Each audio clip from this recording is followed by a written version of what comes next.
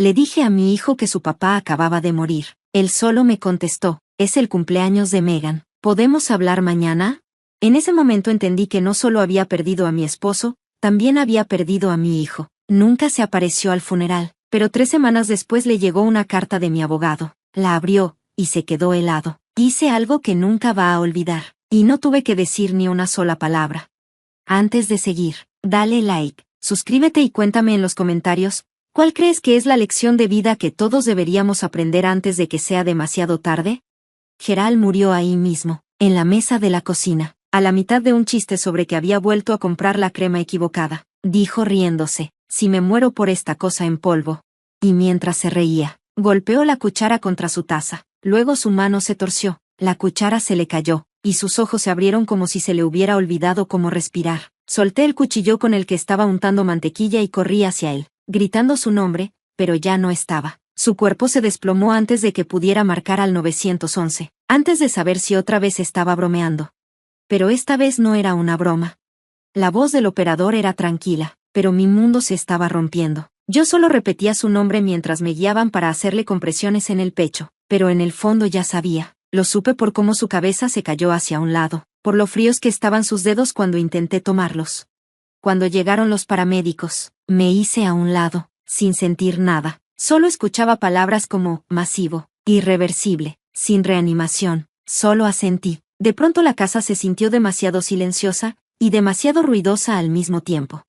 Me senté al borde del sillón, viendo al piso, y después de que lo cubrieron, después de que me dijeron que ya no se podía hacer nada, tomé mi celular, llamé a Nathan, mi único hijo. Sonó 5 veces. Cuando al fin contestó, yo temblaba, pero logré decirle, Nathan, es tu papá. Se cayó, murió. Hubo una pausa, y luego me contestó con una voz plana, como si no le importara. Ay, mamá, hoy es el cumpleaños de Megan. ¿Te puedo llamar luego? No entendí lo que dijo. Pensé que estaba alucinando, pero luego agregó, ella preparó un brunch y tenemos invitados.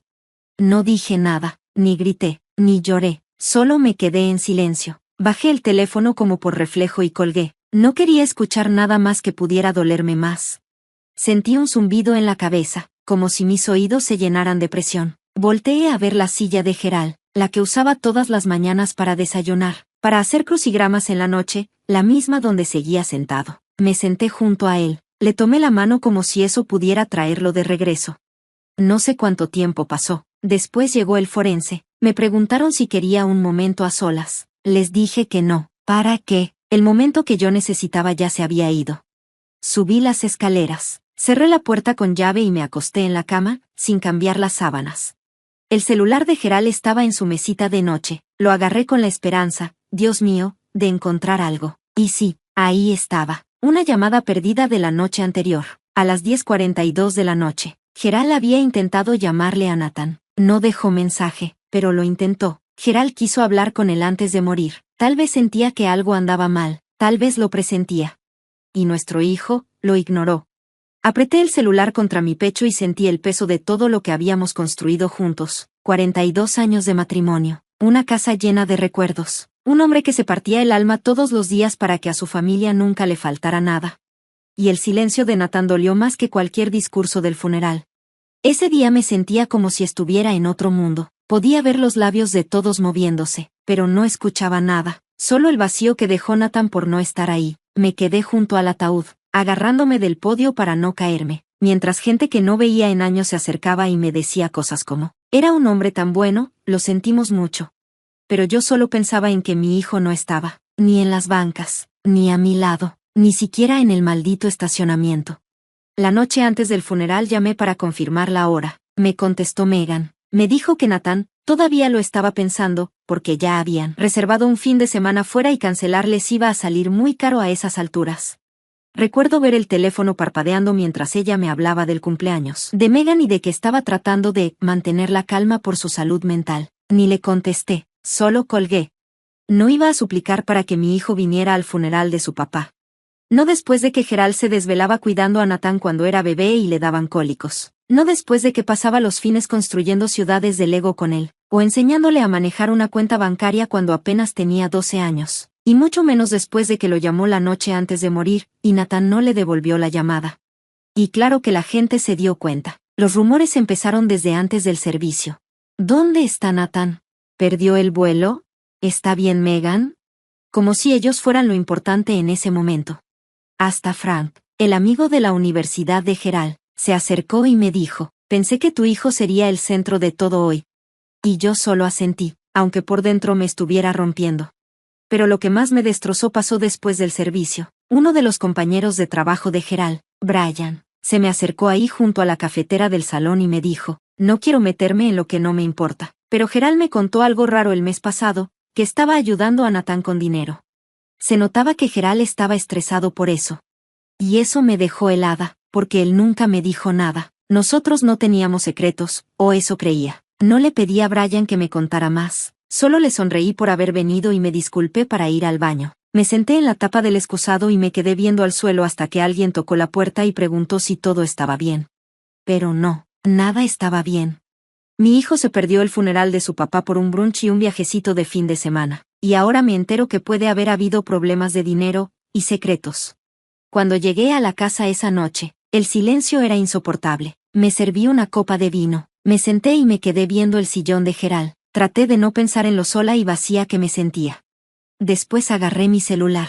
Vi una foto que Megan había subido a Instagram. Ella, con un vestido rosa brillante, levantando una mimosa, con el mensaje, el mejor cumpleaños de mi vida, amo a mi esposo. La subieron justo durante el funeral, justo mientras alguien hablaba de Gerald. Me quedé viendo la pantalla hasta que todo se volvió borroso y las manos me empezaron a temblar. Esa noche no pude dormir. Me acosté en la cama, buscando por instinto la mano de Gerald al lado mío, pero no había nada. Como a las 3 de la mañana, me levanté, fui al escritorio de Gerald, abrí el cajón y empecé a sacar papeles, estados de cuenta, seguros, recibos viejos, lo que fuera que pudiera explicarme lo que Brian me dijo.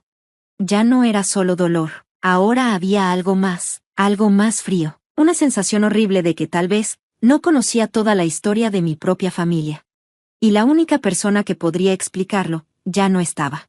Al día siguiente, desperté con una misión. No era por chisme ni curiosidad, era algo más fuerte, más parecido a un coraje disfrazado de tristeza. Fui directo al archivero de Gerald, el que siempre tenía cerrado con llave. Él decía que la llave extra estaba pegada detrás de nuestra foto de boda, en el closet. Y sí, ahí estaba. Un gesto que antes me parecía tierno, pero que ahora se sentía como una prueba. Abrí el cajón y empecé a revisar. Carpetas llenas de años de impuestos, planes de retiro, estados de cuenta, todo ordenado por mes y año, como si jamás hubiera pensado que se iba a morir de un momento a otro. No tardé mucho en encontrarla. Una carpeta delgadita, azul, con la etiqueta, transferencias a Nathan. Me senté, con el corazón latiendo rapidísimo, y empecé a leer. Era una lista de traiciones silenciosas. Transferencias bancarias, una tras otra, 2,000 pesos aquí, 3,500 pesos allá, y una que me dejó las manos heladas, 12,000 pesos con la nota, urgente, médico Megan. Me quedé viendo los números como si fueran a cambiar si parpadeaba lo suficiente. En los últimos 18 meses, había 15 transferencias. Yo no sabía nada, Gerald nunca me dijo, se suponía que no teníamos secretos. Eso lo prometimos cuando juntamos nuestras cuentas bancarias y compramos juntos la cuna para Nathan. Seguí revisando, buscando alguna pista, algo que hiciera que todo esto tuviera sentido. Y entonces la encontré. Una carta doblada, escondida entre los últimos estados de cuenta, escrita a mano, en ese papel amarillo legal que Gerald siempre usaba. No era para mí. Era para Nathan. Decía, Nathan, ¿esta es la segunda vez que le dices una cosa a tu madre y haces otra? Me quedé callada porque quería creer que eras honesto, pero si vuelves a mentir sobre los gastos de Megan, o si me entero que usaste el dinero para otra cosa que no sea lo que dijiste, no voy a tener más opción que alejarme de ti por completo. Te quiero, pero no voy a dejar que te aproveches de la confianza de tu mamá. No estaba firmado, pero reconocí la letra de Gerald como reconozco las líneas de su mano. Nunca le mandó esa carta. Estaba fechada 2 semanas antes de que muriera. Me quedé ahí, viéndola, con la mano temblando y el papel arrugándose entre mis dedos. Mi cabeza no paraba de pensar en cómo sonaba la voz de Nathan cuando le hablé por teléfono para decirle que su papá había muerto. Fría, incómoda, como si le estuviera diciendo que tenía que mover una cita con el dentista. No podía respirar, no podía llorar. Solo me quedé ahí sentada, sintiendo ese vacío horrible, dándome cuenta de que el hombre que amaba había pasado sus últimos meses de vida luchando en silencio con las mentiras de nuestro hijo, protegiéndome de todo. Y ahora Nathan, que ni siquiera se tomó la molestia de venir al funeral, había aceptado decenas de miles de dólares mientras actuaba como si todo estaba bien. Volví a meter la carpeta en el cajón, la cerré con llave y la guardé otra vez detrás de la foto, como estaba. No por respeto, sino porque necesitaba pensar. Esto no era solo por el dinero o las mentiras, era por lo que todo eso significaba, por el tipo de hombre en el que se había convertido mi hijo. Y por saber si yo tenía la fuerza para hacer lo que Gerald, claramente, ya no alcanzó a terminar. Me senté en la mesa de la cocina, en el mismo lugar. Gerald había muerto ahí mismo, hacía 5 días, y yo solo miraba la taza de café que aún seguía sucia en el fregadero. No sabía qué iba a hacer. Pero si sabía algo, ya no iba a fingir que todo estaba bien. Nathan llegó de repente, sin avisar, un miércoles, 5 días después del funeral. Como si eso arreglara todo, como si el dolor tuviera fecha de caducidad y su llegada tarde aún contara. Pero cuando abrí la puerta y lo vi ahí parado, con las manos metidas en los bolsillos de su chaqueta y esa mirada incómoda, vacía, no sentí alivio. Sentí que estaba calculando, que no venía por tristeza, sino por compromiso, o peor, por limpiar su imagen. Detrás de él estaba Megan, sentada en el coche, con el motor encendido, lista para irse en cuanto se sintiera incómoda. Con eso me quedó claro todo, incluso antes de que él hablara. Mamá, dijo. Me hice a un lado sin decir nada. Entró a la sala. La silla de Gerald seguía ahí, sin tocar, como un recordatorio de todo lo que Nathan decidió ignorar. Le ofrecí café, por costumbre, lo rechazó. Se sentó en la orilla del sillón, incómodo, como si esperara que llegara el comercial para poder irse. Y cuando por fin habló, lo hizo con una educación fingida. Megan cree que debí venir antes, y probablemente tenga razón. Me dieron ganas de reír, claro. Porque no lo sintió él, se lo dijo ella. Necesitó su permiso, no vino por amor, ni por culpa, ni por conciencia. Solo vino porque le dijeron, ve y arréglalo, como si fuera un problema de relaciones públicas. Asentí lento y me senté frente a él. Ya traía el celular grabando en el bolsillo de mi suéter, porque ya no confío en que mi memoria alcance para registrar cada mentira, cada excusa. Y no confiaba en que después no fuera a darle la vuelta a todo esto, no después de lo que encontré en los papeles de Gerald. ¿Sabías que tu papá intentó llamarte la noche antes de morir? Le pregunté, observando su cara, buscando cualquier reacción. ¿Y si la tuvo? Un pequeño movimiento en la mandíbula, luego se encogió de hombros, a la defensiva. Tenía el celular en silencio, salimos a cenar, Megan me había preparado una sorpresa.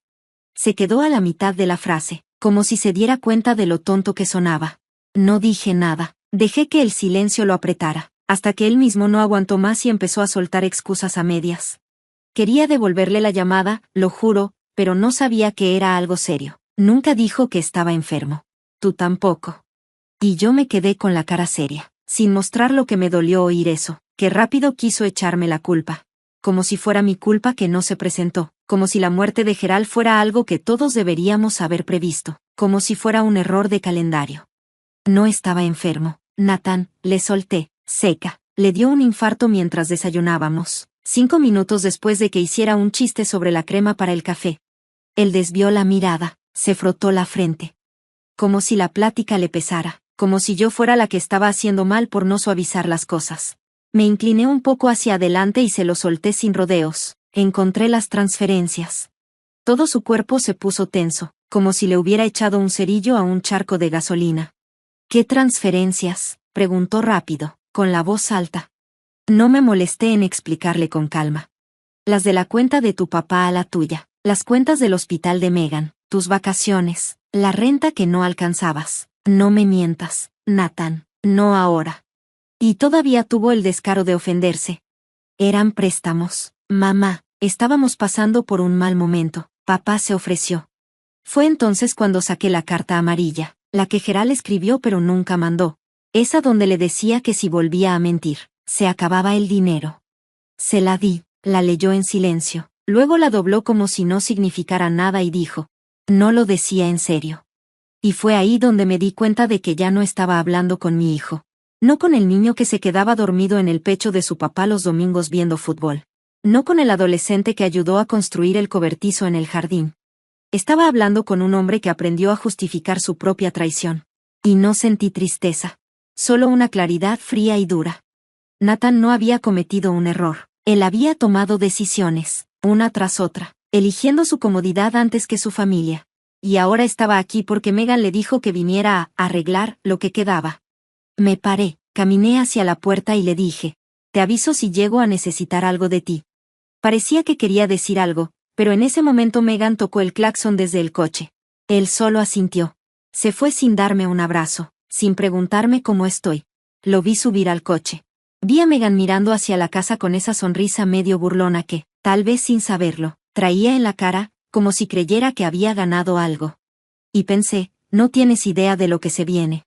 La mañana después de que Nathan vino, me desperté con una calma que hasta me dio miedo. No era paz, era decisión. Ni siquiera hice café antes de marcarle a Alan Kleene, nuestro abogado de toda la vida, el que llevaba los papeles del negocio de Gerald desde hace años y que siempre nos mandaba tarjetas de cumpleaños. Le dije que necesitaba revisar mi testamento de inmediato. No me hizo preguntas, solo me dio cita para el día siguiente. Me puse a juntar todo, los estados de cuenta, la carpeta con las transferencias que Nathan recibió, la carta que Gerald escribió pero nunca mandó, y el audio donde Nathan medio confiesa lo que hizo. Luego metí una última cosa, una carta escrita a mano para Ava, nuestra nieta, para que la abriera cuando cumpliera 18. Porque pasara lo que pasara en esta familia, esa niña merecía saber la verdad, no la historia que se inventara su mamá, ni el silencio que Nathan quisiera disfrazar de respeto. Cuando llegué a la oficina de Alan, me vio directo a los ojos y dijo, supongo que esto no es solo para arreglar el testamento, ¿verdad? Yo solo asentí, le di los documentos y le dije, todo va a ir a un fideicomiso, las cuentas, la casa, la anualidad, las acciones de Gerald, todo.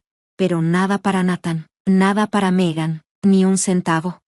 Alan ni se inmutó, solo abrió su libreta y empezó a escribir. Lo organizamos para que Ava heredara todo, pero hasta que cumpliera 25 años. Antes de eso, solo podría usarlo para estudios o vivienda. Nada de carros caros ni premios por portarse mal. También le pedí a Alan que pusiera una cláusula muy clara, si Nathan o Megan intentaban pelear el testamento. Ava recibiría todo en ese momento y ellos perderían hasta el derecho de visitarla mientras durara el fideicomiso. Sí, sabía que sonaba duro. Pero cuando un hijo prefiere irse a desayunar en lugar de ir al funeral de su papá, y una nuera prefiere manipular que acompañar el duelo, uno deja de querer quedar bien y empieza a cuidar lo poco que queda de su esposo en este mundo. Alan revisó todo 2 veces. Agregó un espacio para la carta que escribí, sellada en un sobre con el nombre de Ava para sus 18, e incluyó una transcripción de la plática con Nathan, donde se confirma todo, sus mentiras, el abuso con el dinero, el abandono emocional. Y luego me dijo, esto está fuerte, Cora, pero está bien armado, no tiene por dónde lo tumben, les va a doler. Y yo le respondí, ese es el punto, Alan, así debe ser. El documento final se firmó con notario y se guardó en menos de 1 hora. Salí de ahí sin sentir que gané, pero sí sentí que recuperé algo, un límite, una línea clara que Gerald nunca pudo poner. Y no era venganza, era poner las cosas en su lugar. Si mi hijo decidió tratarnos como un cajero automático sin límite, entonces iba a aprender cuánto tiempo ese cajero estuvo observando, guardando pruebas, esperando el momento justo para desconectarlo. Esa noche me senté en la mesa de la cocina con una copa de vino. Leí otra vez la carta que le escribía a Ava, 6 páginas llenas de verdad, no de rencor. Le conté quién fue realmente su abuelo, lo que hizo por su papá, y cómo su bondad terminó convertida en manipulación y mentiras. Le dejé claro que el dinero que algún día recibiría, no era un regalo. Era una responsabilidad, un recordatorio de que había que elegir el amor en lugar de lo fácil, la lealtad en vez de las apariencias, y el valor por encima de solo obedecer, porque ella, Ava, era la única en esta familia que todavía tenía la oportunidad de hacer lo correcto. Cuando cerré ese sobre, sentí que también estaba cerrando un capítulo, no de tristeza, sino de silencio, ese tipo de traición que llega cuando la gente que amas te va fallando tan poquito a poco, que ni te das cuenta, hasta que un día estás en un funeral, y no hay nadie a tu lado. Pero ahora, por fin, me había asegurado de que ese silencio no se siguiera pasando de generación en generación. La carta llegó al buzón de Nathan 4 días después de que fui a ver a Alan. La mandé por correo certificado, con acuse de recibo. A las 11:13 de la mañana me llegó el correo confirmando que la recibió. Me lo imaginé ahí, parado en su cocina, abriendo cartas como si fuera un miércoles cualquiera, hasta que vio el logo del despacho de abogados en la esquina, y supe en ese mismo momento que ya la había leído, porque no llamó, no escribió, no mandó ni un solo mensaje, ni ese día ni al siguiente. Pero Megan sí.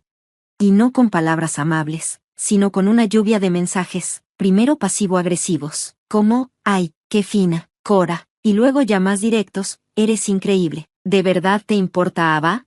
No le respondí. Ese silencio era lo más honesto que podía darles. Al tercer día, sonó el teléfono, era Nathan, desde un número desconocido. Su voz era bajita, insegura, como queriendo sonar dulce, como cuando era niño y tenía miedo de confesar que había roto algo, como si eso fuera a hacer que yo regresara a ser la mamá de antes, de cuando todo estaba bien. Empezó diciendo, «Mamá, acabo de recibir la carta». Como si yo no supiera, como si no llevara 3 días sintiendo su reacción en el aire. Y yo solo dije, «No digas nada, deja que el silencio hable». Después de un rato, preguntó, ¿esto es real? Y le contesté, dímelo tú, ya no hay nada más que explicar. Lo que siguió fue una pausa larguísima, como si el tiempo se hubiera detenido, y por fin dijo, no sabía que papá se sentía así. Y yo me quedé congelada, no grité, no me enojé, solo me quedé callada. No lo sabías, le dije, porque nunca preguntaste, Nathan, estabas muy ocupado actuando como si fuéramos opcionales. Y en eso Megan entró en la llamada, su voz era aguda, molesta, mandona. No puedes desheredar a tu propio hijo, eso es una locura. Casi me reí, no porque fuera gracioso, sino porque era tan predecible, que rápido se le cayó la máscara en cuanto se acabó el dinero. Le respondí, no lo desheredé, protegí a Ava. Y Megan, burlona, dijo, ¿de nosotros? Como si no pudiera imaginar que ella misma fuera un peligro. Y yo contesté desde un lugar firme, desde este momento, esta decisión, este derecho, antes de que soltara todo el veneno que le quedaba, colgué. Porque ese era el límite. Ya no puedes elegir el abandono y luego pedir acceso, no puedes negarte a estar en el dolor, y luego querer la herencia, no puedes faltar al funeral, y luego querer reescribir el testamento. Después me senté en la cocina, en el mismo lugar donde a Gerald se le detuvo el corazón, me quedé ahí, con el silencio que quedó, y por primera vez desde el funeral, sentí algo parecido a la calma, no era felicidad, no era un cierre, era control. Sentí que por fin hice lo que Gerald nunca pudo hacer a tiempo. Más tarde esa noche, recibí un último mensaje de Nathan. Solo decía, no sé cómo vamos a salir de esta.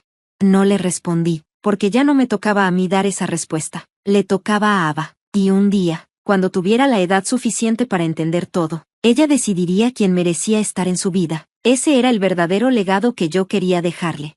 Llegaron un domingo por la tarde, sin avisar. Megan se bajó del coche con unos tacones tan altos que ni eran para una visita ni para un pleito en la entrada de una casa. Nathan venía detrás, con cara de no saber si estaba ahí para apoyarla o para frenarla.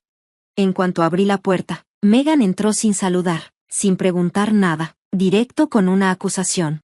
Estás manipulando a esta familia con amenazas legales. Su voz sonaba afilada, como ensayada, como si la hubiera practicado en el espejo. Yo me quedé en la puerta, sin moverme, sin invitarlos a pasar, solo dejé que sus palabras chocaran con el silencio. Entonces dijo, nos estás castigando por poner límites. Y ahí lo noté, la forma en que levantó la cabeza, como si todavía se sintiera moralmente superior, como si no hubiera faltado al funeral de Gerald, como si no hubiera ayudado a Nathan a mover dinero a escondidas, como si no hubiera intentado hacerme quedar como la mala en una historia que ella misma inventó. No le dije nada, solo me hice a un lado para que pasaran. Principalmente porque sabía que Ava estaba arriba, en el pasillo, escuchando a medias, como hacen todos los niños, y algo en mí necesitaba que ella viera todo esto, no para herirla, sino para protegerla, para que tuviera su verdad como escudo. Megan entró pavoneándose, con ese perfume tan fuerte, diciendo cosas aún más pesadas. Nathan se sentó callado, viendo al piso, dejando que ella hablara por los dos, como siempre. Hablamos con un abogado, dijo Megan, con los brazos cruzados, y si no se revisa ese testamento, podríamos cuestionar si estás en tus cabales. Ahí fue cuando hablé, con calma, en voz bajita. ¿Estás diciendo que quieres hacerme pasar por loca? Megan se encogió de hombros. Solo digo que no sería la primera vez que el dolor le afecta así a alguien.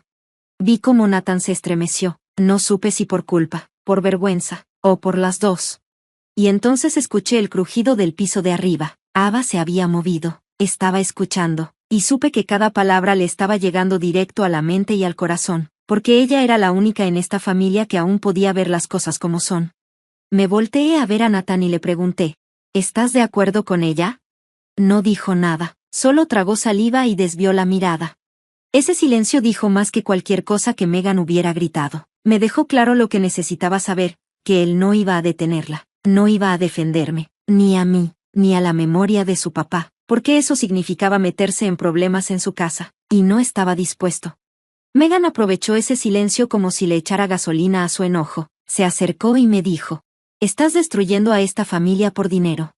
Me reí, no fuerte, no en burla, solo una risa seca, de esas que te salen cuando algo es tan absurdo que ya ni sabes si llorar o reír.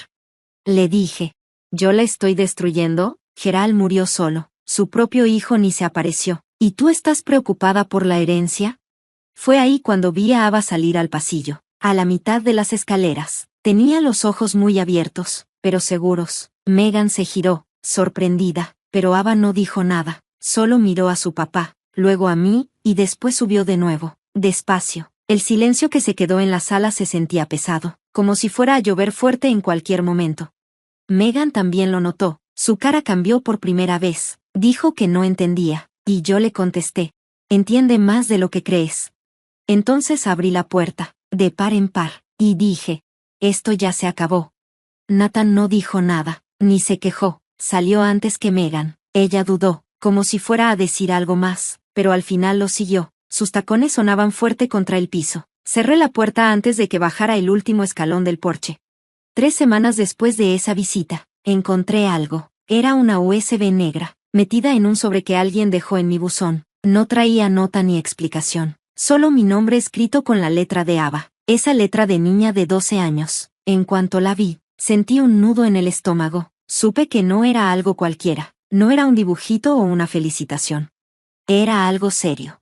La conecté a mi laptop y me quedé callada mientras se abrían las carpetas. Era como abrir ventanas a una parte del mundo que me habían escondido. Cada carpeta tenía fecha, y dentro había cosas que me revolvieron el estómago, grabaciones de llamadas, capturas de mensajes, incluso videos tomados desde su cuarto, con la cámara temblando, pero lo bastante claros para entender lo que Megan y Nathan decían cuando pensaban que nadie los oía. En una grabación, Megan gritaba, «Está manipulando a todos con ese testamento. Y si Ava se pone de su lado, te juro por Dios, Nathan, que la sacamos de esa escuela y la educamos en casa hasta que entienda». En otra, la voz de Nathan se oía más baja, pero peor. «Deja que mamá juegue su juego, igual ya contábamos con ese dinero, y si Ava se porta bien, todavía puede ayudarnos más adelante». Me quedé helada, escuchar a mi hijo hablar de mi herencia como si fuera un juego, como si yo fuera una ficha más en su tablero, como si ya no fuera su mamá, me rompió. Pero lo peor fue un video que se llamaba Noche en la cocina. En él, Megan estaba junto al fregadero, hablando por teléfono en voz bajita. «Si la presionamos un poquito más, se va a quebrar. Diremos que está confundida. A lo mejor hasta logramos que el abogado la interrogue, ya sabes, su estado de ánimo, y pum, adiós fideicomiso». Justo antes de que se cortara el video, se escuchó a Ava respirar fuerte, como si la grabación también le doliera a ella. Y no sé qué me dolió más, si el cinismo de Megan, o saber que mi nieta me había estado cuidando, mientras yo pensaba que era yo quien la estaba protegiendo a ella. Al fondo de las carpetas encontré un archivo de texto. Era cortito, pero sentí que me pegó en el estómago. Decía, «Abuela, no sabía a quién más contárselo. Escucho cosas cuando creen que estoy dormida. Sé que están mintiendo. Te creo. Guardé esto por si algún día necesitas ayuda». Leí esas palabras muchas veces, más que cualquier otra cosa desde la carta que Gerald me dejó, y entendí que el verdadero legado que quería dejar no tenía nada que ver con dinero, con testamentos ni con venganzas. Era Ava, una niña sola en una casa donde la verdad era tratada como si fuera veneno, grabando pruebas para proteger a la única persona en su vida que todavía no le fallaba. Hice 2 copias de seguridad de la USB, una para Alan, mi abogado, y otra para guardar en mi caja fuerte. También le escribí una nueva carta a Ava, sellada y con fecha. Le puse que la abriera si algún día me pasaba algo antes de que cumpliera los 18, porque quería que supiera que no solo le creía, confiaba en ella, y que si alguna vez tenía que enfrentarse a un juez, a un maestro, a quien fuera, iba a tener pruebas de que lo vio todo, y nunca se hizo la ciega. Esa noche no lloré, no me enojé, solo me senté en la silla de Gerald, con la USB en la mano, y ahí me di cuenta, eso que tenía en la palma era como una granada, y un regalo al mismo tiempo.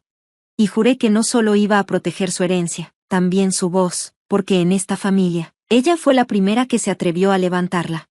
La mediación fue en una oficina en el centro, una sala beige, con muebles elegantes y botellas de agua sobre una mesa de cristal. Ese tipo de lugares que están diseñados para sentirse tranquilos, aunque por dentro, todos saben que vienen listos para pelear. Cuando Nathan y Megan llegaron, Megan venía vestida como si fuera a actuar en una obra de teatro de abogados, y Nathan se veía 10 años más viejo que hace un mes. No los saludé, ni les sonreí, solo me senté con Alan a mi lado. Frente a mí tenía la carpeta con la USB de Ava, los movimientos del banco, la carta sin perfume que dejó Gerald, y la transcripción de la visita grabada de Nathan, todo bien acomodado, como si fuera una amenaza en silencio, pero en papel. La mediadora se presentó con voz tranquila y amable, y empezó preguntando por qué estábamos ahí. Megan se adelantó de inmediato, contando su versión como si ya la tuviera ensayada. Dijo que yo estaba actuando por coraje, por dolor, que mis decisiones no eran racionales y que tal vez ya no estaba bien mentalmente. La vi hablar como si se estuviera contando a sí misma una historia en la que ella era la víctima, y Nathan ahí, sentado a su lado, sin decir nada, con la cara cansada y los ojos perdidos cada vez que lo veía. Cuando fue mi turno, no grité ni me tembló la voz, solo pasé la carpeta por la mesa y dije, por esto. Vi cómo la mediadora abría la carpeta y revisaba todo, fechas, depósitos, notas escritas a mano, la lista de audios, y por último, la USB con la etiqueta que Ava había puesto, pruebas. En cuanto terminó de revisar, sentí cómo cambió el ambiente en la sala, ese momento exacto donde ya no se podía ocultar la verdad. La mediadora levantó la mirada y le preguntó directo a Megan. ¿Sabías que tu hija grabó conversaciones donde se habla de querer cambiar un fideicomiso con manipulación? La cara de Megan se puso pálida, balbuceó. Tiene 12 años, no entiende bien las cosas. Pero ya era tarde, las palabras estaban grabadas, las pruebas ahí estaban, y su cuento se desmoronó en segundos. La mediadora se volteó hacia Nathan y le preguntó si quería decir algo. Él solo bajó la cabeza y se frotó las manos como si intentara quitarse la culpa de encima. Entonces dije, ella trató de advertirte. Fue ahí cuando Megan explotó, no se defendió, gritó con coraje, con rabia pura, golpeó la mesa con la mano y gritó. Todo esto es porque no superaste la muerte de tu esposo, nos estás castigando porque te sientes sola.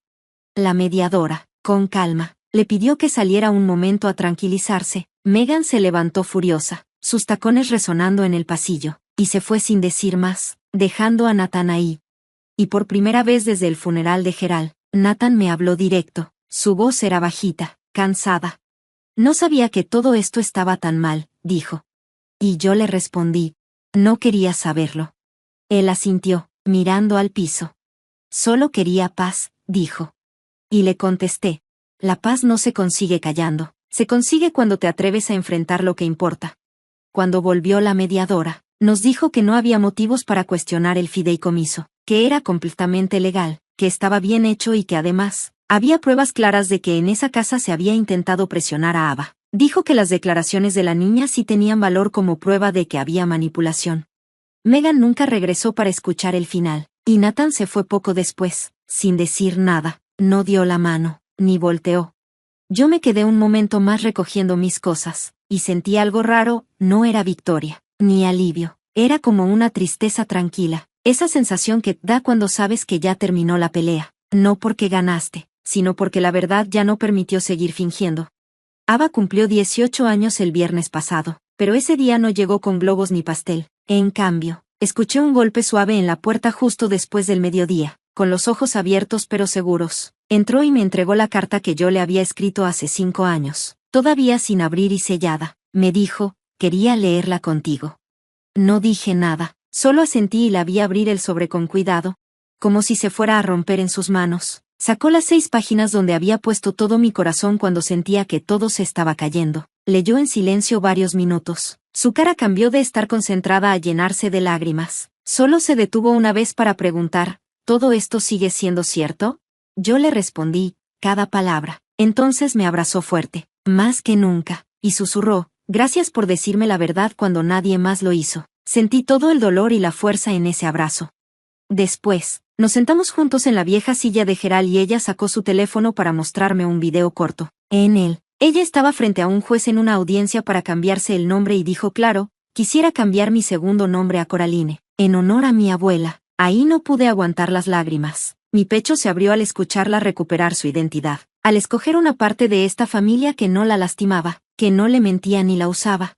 Más tarde, esa misma tarde, fuimos a su ceremonia de graduación, cuando cruzó el escenario y gritaron su nuevo nombre completo, Ava Coraline Whitfield. Me miró y sonrió. Vi en su cara no solo orgullo, sino claridad. Esa claridad que Gerald tenía cuando tomaba decisiones difíciles que nadie entendía hasta que ya era tarde. Nathan también estaba ahí, sentado solo en la última fila, con los ojos rojos y el traje arrugado, aplaudiendo más por compromiso que por alegría. No se acercó a mí y yo tampoco a Ava, no porque alguien nos lo impidiera, sino porque creo que ella ya entendía lo que significa estar aislado de maneras que no se arreglan con dinero. Después de la ceremonia, Ava corrió primero hacia mí, me abrazó otra vez y susurró que quería que yo viviera con ella el próximo semestre. Su compañera de cuarto se echó atrás y yo me reí entre lágrimas, feliz de tener otro año con sus historias, su música de fondo y su cepillo de dientes en mi baño. Era una pequeña victoria silenciosa contra todo lo que Megan había intentado escribir. Ese día no mencionamos a Megan ni una sola vez, porque para entonces ella ya no era importante. Era solo una historia secundaria que había perdido sentido. Su silencio decía más que cualquier disculpa que nunca dio. Esa noche, cuando arropé a Ava en su antigua habitación de niña, dejé la puerta entreabierta como siempre. Ella me dijo, me diste una vida que ni sabía que necesitaba. La besé en la frente y le dije, la vida la elegiste tú, cariño. Yo solo despejé el camino. Mientras caminaba por el pasillo hacia mi cuarto, pasé junto a la foto de Gerald en la pared, toqué el marco y le susurré, ella va a estar bien, amor, vamos a estar bien. Y por primera vez en años, realmente lo creí.